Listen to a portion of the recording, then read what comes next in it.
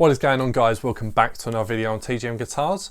Before I get started, want to do the usual, thank everyone who's subscribed, everyone who's viewed the videos and commented. I try to reply as many comments as I can. If I feel like I can reply to them, if you just say good job, I'll probably just like your comment, and that's me replying, I guess. So if you haven't and you do like this video, then please be sure to subscribe, leave a comment, give me some feedback, let me know if I'm doing well, whether I'm doing badly, what I can improve on. I'm always looking for ways to improve this channel and improve the way that I present things.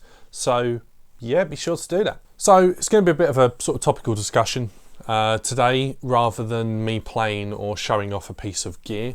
I know I said originally that I wasn't going to do that, but it seems to be all I've done on this channel so far. But I enjoy doing it. I enjoy going through and exploring this other stuff. So what I'm going to do is just kind of raise a topic and talk to you guys about it. Now, the topic in question kind of came to me the other day whilst I was sitting there on my phone, and a memory came up on Facebook of an old gig that I did at school. And I was in a lucky situation where I had a group of friends who played instruments, and we could get together and perform and get asked to perform at gigs for the school. And I know not everyone's in that position, and with pubs reopening soonish, in a couple of months, and gigs starting to get underway, there's probably going to be a lot of people asking this question, especially those who have taken up instruments during lockdown. And there has been a lot of people, and that is, when am I ready to gig? When can I actually go out there and perform in front of people? Now, on a personal level, you know when you're ready. You know if you can stand up in front of people, and if you can hold chords together, if you can play songs through, and you've got yourself even just a singer to go and do open mics, or if you've got yourself a band together. It's all dependent on what instrument you are. I'm probably going to focus more on guitar-based examples in this video, but even if you're a singer yourself and you can play along and accompany yourself, go do an open mic, go try it out, go see if it is the right thing for you. And it is just all about going out there and having fun. Not everyone is the best player. You can't expect to go up on stage and immediately sound like Jimi Hendrix. There's a learning curve to it, no matter what. You could have the best gear in the world, the best guitars, and still have to do that learning curve of finding your sound. But that's a completely different video that I'll go into another time. And I'm saying that with the fact that I've played gigs and done terrible performances, or I've even witnessed some bands who are not the best, but ultimately they're having fun, and the people around them are having fun. To play in a pub to people who are most likely there just to get drunk, sing along and have a laugh, it doesn't matter if you are not Guns N' Roses. Playing Sweet Child of Mine means that you are the next best thing. You're entertaining those people. Maybe that's a bad one. Maybe don't go for anything hard solos if you're just starting out and not able to play them. So if you're able to play a few songs, throw a few chords together, even if it's just cowboy chords and the basic stuff, go out there, perform. You know when you're ready to do that. So that seems like a bit of a cop-out answer, but truthfully, it's when you're ready, when you think you're ready to go out there and do it. Now we're going to jump on to probably the limitation, and that in itself varies depending on what kind of gigs you want to go out and do with your friends. And the first one we will start with is if you could just go for an open mic. And for that, you just need a decent acoustic. And that's pretty much it. They'll provide everything. Even if you go to a jam night, you can turn up with an electric guitar and plug into amps they've probably got there or a backline. Now that changes a little bit if you are going out to just perform covers in a pub as part of a covers band, and this is kind of my realm. This is what I've had experience with, and for that you need gear that can actually do it. Yes, you might have that 10-watt practice amp. We all start there. I know some people probably don't nowadays. Some people probably start with modelling stuff and ridiculous amps that can do a gig, but ultimately you need to have something that can hold up to gig conditions.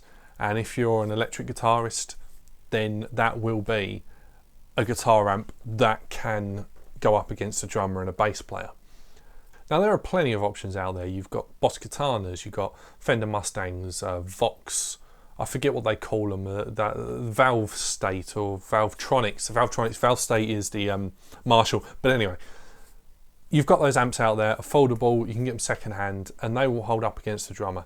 You don't have to be that guy that turns up to his first band practice with a 100-watt Marshall style head, Gibson Les Paul, and a full pedal board.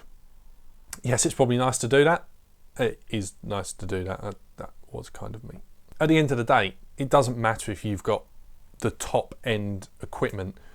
I mean, you could turn up with a Squier Stratocaster, a Bullet.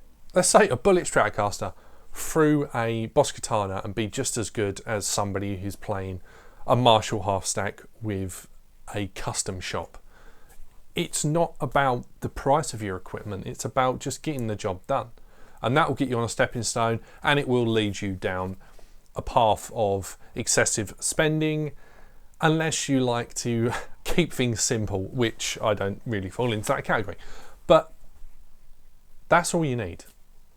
Good enough equipment, and you'll know, because you can go to rehearsal rooms, and if you're in a band situation, I am kind of focusing on the band situation here, but if you're in a band situation, you go to the rehearsal room, you plug your amp in, turn it up.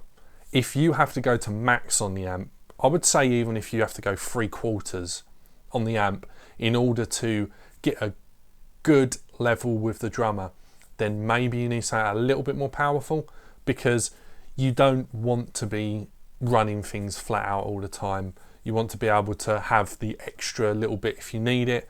And you know, nowadays these amplifiers like the ones I mentioned before pack enough power for you to be able to do that, and you don't have to worry too much. But always bear that in mind if you are trying to find the equipment ready to gig. And then, you know, when you got a good set list together, which I mean, I would recommend 2 40-minute sets at least if you're going for the covers gig. If you're writing originals, then as soon as you've got a couple of songs together, you can find gigs that will give you 15 minutes on stage, or gigs that will give you an hour on stage. There is quite a sort of vast network of original music out there. So that arguably is probably easier to get into than finding covers gigs, because every band is playing Led Zepp and AC/DC. But ultimately, once you're ready, once you've got that set list together with your band, go out there and find something.